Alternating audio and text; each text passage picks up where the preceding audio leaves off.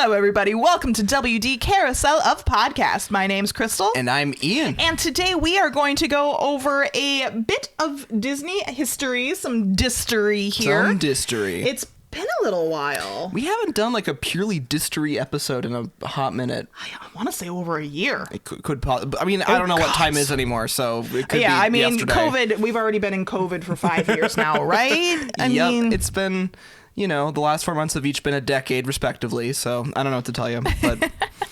So we are going to be covering a very, I'm going to say influential, though not necessarily positive, and not always talked about in like the modern context of Disney. It's been super hush that unless you are in the know, right, or a little wink wink nudge nudge, you have no idea that this happened within the Disney company and rippled out significantly through the rest of the animation industry or entertainment, right, in general. And enough beating around the bush, we are talking about the 1941 Disney Animators strike. Yes. The animation strike. The animation strike. Although otherwise known as kind of the animation Civil War. Mm-hmm. I think that's such a weird title to throw at it. It's sort of like a class war. It's really weird. It's really weird. Yeah. Sorry, we both stopped because, again, our guest... Pugsley the cat. Yes, our guest. He'll probably hop up on somebody's lap at some point. But anyway, if you hear squeaking, just know that that's what's happening. Yeah, it's not Mickey deciding to join us. No. So obviously this was after the Great Depression when a lot of unions were on the rise in the United States. A lot of workers were wanting to make sure they had job security. They had financial control. They were able to provide for their family, which is a huge thing even to this day. Absolutely. And around the time of, I'm just going to throw out a year, 1939, we were already past Disney's big breakthrough of Snow White. Yep. And he had decided to reinvest those proceeds into the company. Yeah. And build a new animation studio in Burbank, California. Nice. Prior to that, he had in their old studio, it was like 6 animators to a little room, like scratching on boards next to each other. Very classic artists kind of life. Yeah. So he was able to give them space and expansion to the point of where even this new facility had things like specialty basketball courts, massage parlors, gymnasium, steam rooms, restaurants. Wow. But there was a rigid hierarchy system that was enforced for which employees got to enjoy said benefits. And that was something that up until the move wasn't really that established. Right. I mean, it was a point in the company where up until then, they had kind of been sharing proceeds and profits. Right. At one point in time, they were like sharing 20% of the proceeds with the animators. I mean, could you imagine being able to like sketch up a short and get like 20% of that and get a little bit of that cash back to the animators? Yeah. I mean, that was a lush deal. Yeah. But when they moved to the Burbank office, like it automatically became boom, hierarchy. Right. The heads, the tops, those guys are the ones that talk to Walt, and then you got the little plebs at the bottom that are doing a lot of the same stuff, the sketching, the ink and paint department at this point in time, because, women's equality wasn't a thing. Right. They were the lowest on the totem pole, even though they touched every single cell that was animated. Yeah. Yeah, it's just crazy to even think about that. And it just feels like it got, the best way to describe this in my head, it just seems like it got corporate. Kind of like it got very corporate-y and very, very corporate structure styled, which wasn't a thing. Well, you would have expected that with that money, they would have been able to invest and have people who are like high-end chefs, different, artistry, but be perfectionists or ateliers, let's say, right. in the art, instead of becoming a production plant where it's like, okay, I do this line and move it down the line and move it on and move it on and move it on. They went kind of for like industrial complex in terms of... Yeah, and that's not what you want to have. No. Especially when I do have a pay scale difference here. We're talking again 1939. 30s, yeah. And so there's a big difference between what we're getting paid now and what they got paid then. Right. But putting this into perspective, some high-ranking animators were earning as much as $300 a week. Oh, jeez. Versus the low man on the totem pole is only getting $12 a week as animators. Oof. We're not talking Like execs. We're not talking CEOs. We're talking animators. That level of disparity, like just between people in the same profession, that's crazy. I mean, I do expect a little bit of like pay difference for seniority, experience levels. Right. You know, we have that still to this day, but Right. I could imagine that the guys who were at the top end were like Walt's boys, like the nine old men, you know, those that Walt could really rely on and knew, and you know, it was a boys club. And I can guarantee it was the ink and paint girls that were getting the $12 a week. Yeah. A week. Not to mention that they were already doing, you know, working 6 days a week, including Saturdays. You were lucky if they'd have, you know, a day off. They were from sun up to sundown. They had no registered schedules.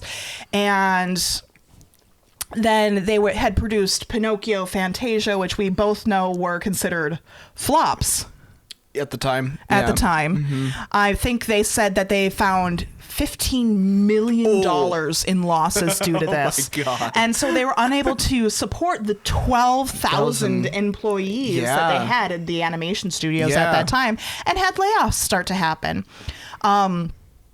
But of course, at this time, we're still talking about Walt. Walt started this company from nothing. He knew the guys. He knew his group. They were family. Everybody was friends with, you know, Walt and Uncle Walt, and you couldn't call him Mr. Disney. Right.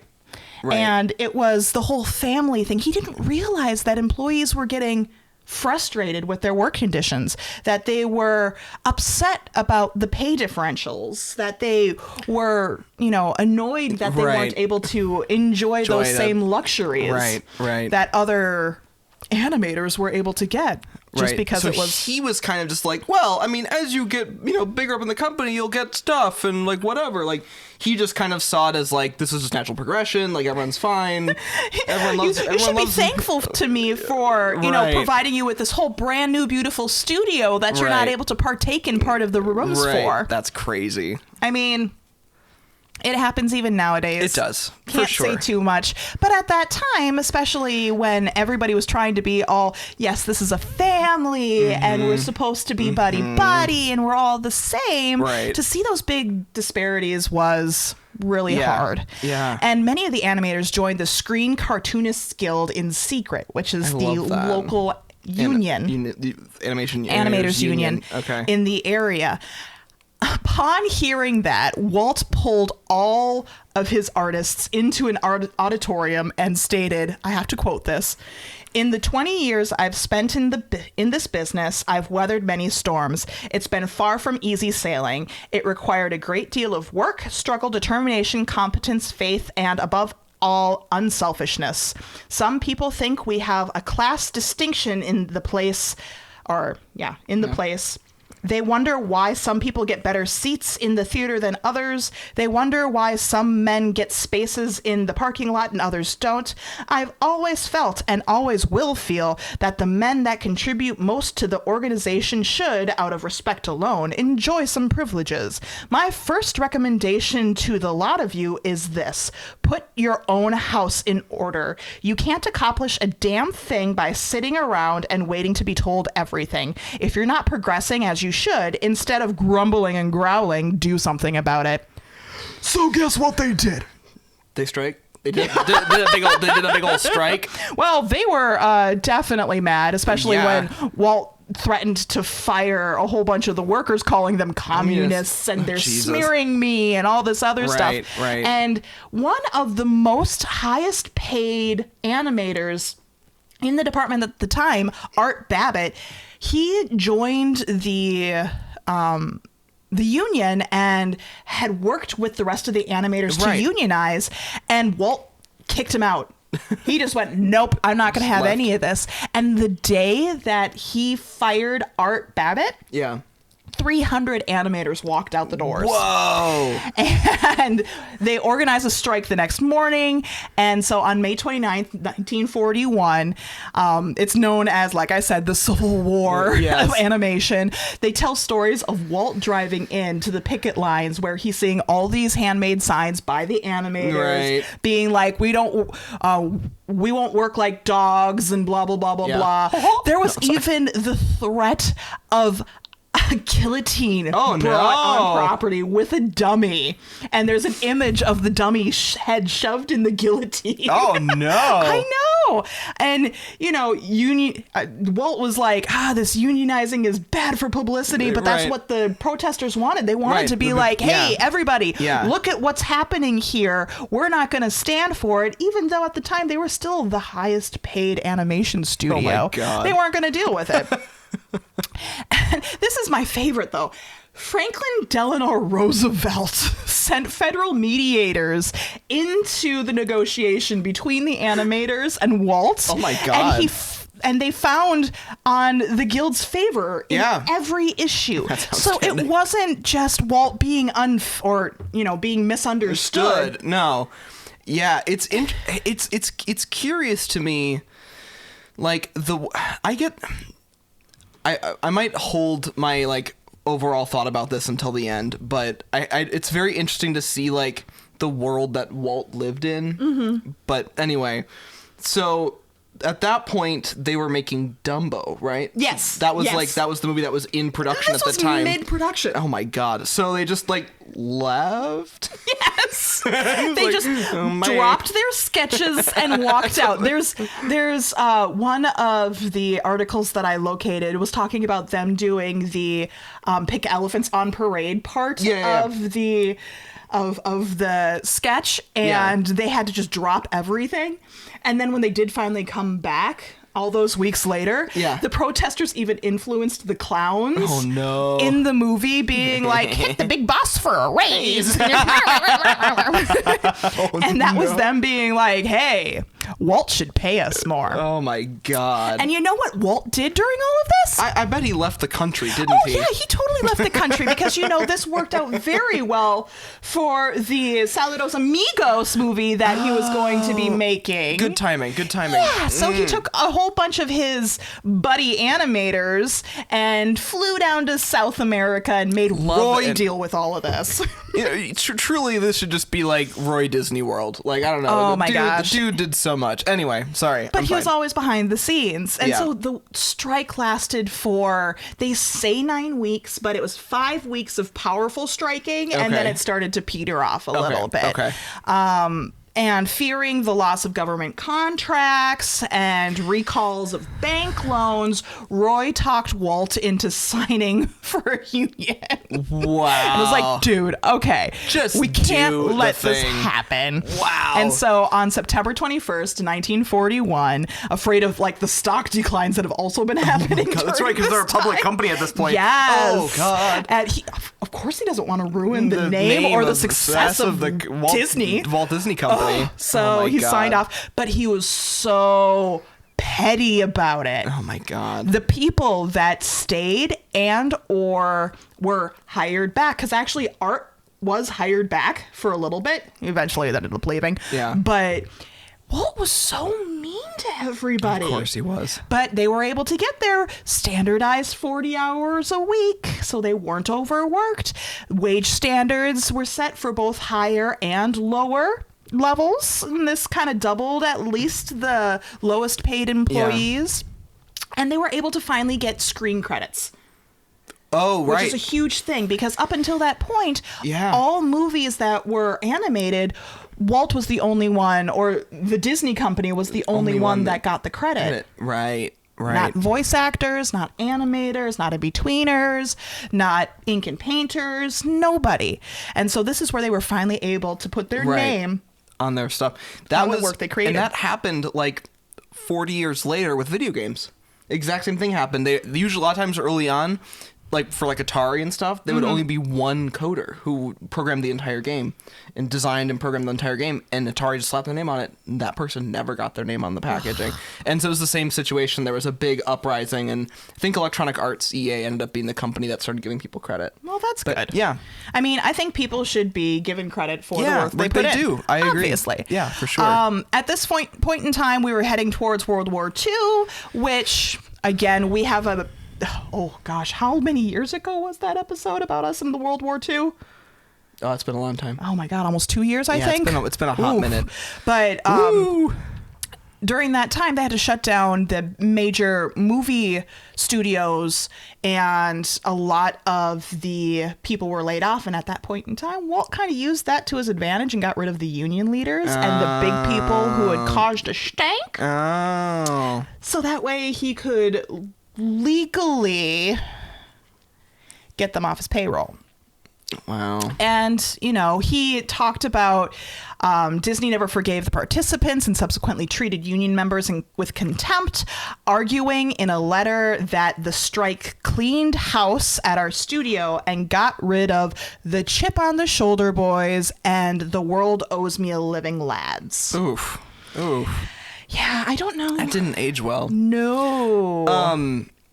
World owes... Okay. It's so interesting to see the parallels between like the current world and like this situation. It's kind of terrifying that nothing changes, but like I feel like working at a company should give you a living, right? Like the fact that he like sure, like he said, like I mean, like it's one thing, like if you're just like an out of touch white dude and say the chip on the shoulder boys, like okay, like I get that, like he just thought that they hated him because he lives in La La Land and he thought they were against him specifically because of whatever, and then. But if you say the world owes me a living, lads, like, why does he think that he doesn't have to make sure that they can live? Like, I don't understand how that's supposed to work. Is that how the Goofy short happened? You remember him going ice fishing? And he's like, oh, the world owes me a living. Oh my God, I didn't know that. Daddle-dum. Oh boy. Ooh. Wonder how that sequence of events transpired. Maybe I can totally see like the animators, because I will say this is something that we've kind of talked about a little bit. The animators had sass back and forth, and they would like make flyers and stuff and send it around the office of like characters or whatever. You know, sassiness they were feeling. I could totally see them doing that, being like, "Oh, the world owes me a living." Send it out. Send it. Just send it. Either way, it paved the way for animators to become unionized, and after that, 90% of animators in California, and in fact, I think in the United States at that point, became unionized. That was standard. And the Disney strike spawned new studios, new creative styles, new characters, and changed animation forever just because of the, you know, separation, the animosity, coming back, but able to provide standards of living. And I know that the Looney Tunes gang that we're familiar with also became part of this. I know that the Peanuts gang, not necessarily Charles Schultz, but but the others, animated aspects of it that came from all of this, and the animators that were part of this strike. So a lot of the animation that we grew up with was influenced by and created from this one instance. Wow, which all proves that like it's crazy, like. With our podcast, we've always kind of tried to give Disney, like, because we love the world of it, Disney, but we also love to like show it in its entirety, and not hide things that are really unsavory. This is one of those situations where it's like we're showing this because Disney actually affected a lot of stuff here, but it wasn't because that he or they did the right thing. It wasn't all sunshines and rainbows. Rainbows. It's fascinating to me to see his just like out of touchness. It's like, I think that is like the height of his out of touchness is like that moment. Oh, can I get a little political here? I mean, just a little political. Sure, go for it.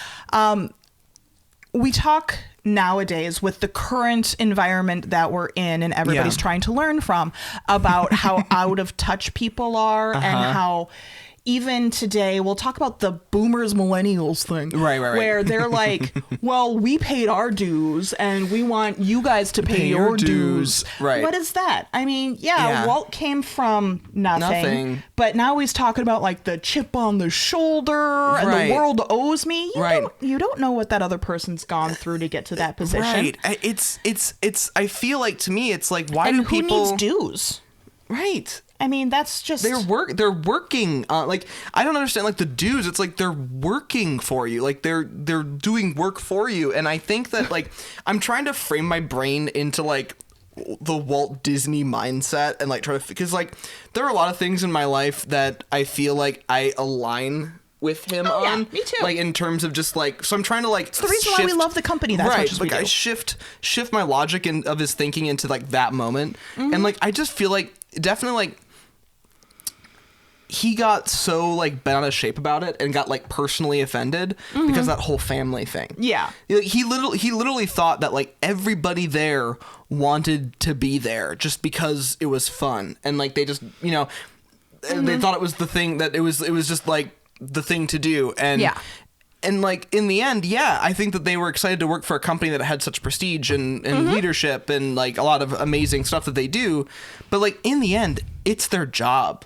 And I think that's something that a lot of people, like, forget, especially at companies like that, where it's like, guess what? Like, you are working for a company, and even if the upper management or the founder are, like, you know, whether or not you're, like, he sort of feels like an Elon Musk character to me in this. Like, it's a similar kind of energy where it's like, undoubtedly has done some really incredible things, but problematic at the same time. Yeah. And so that's the vibe I get. It's definitely has this vibe of...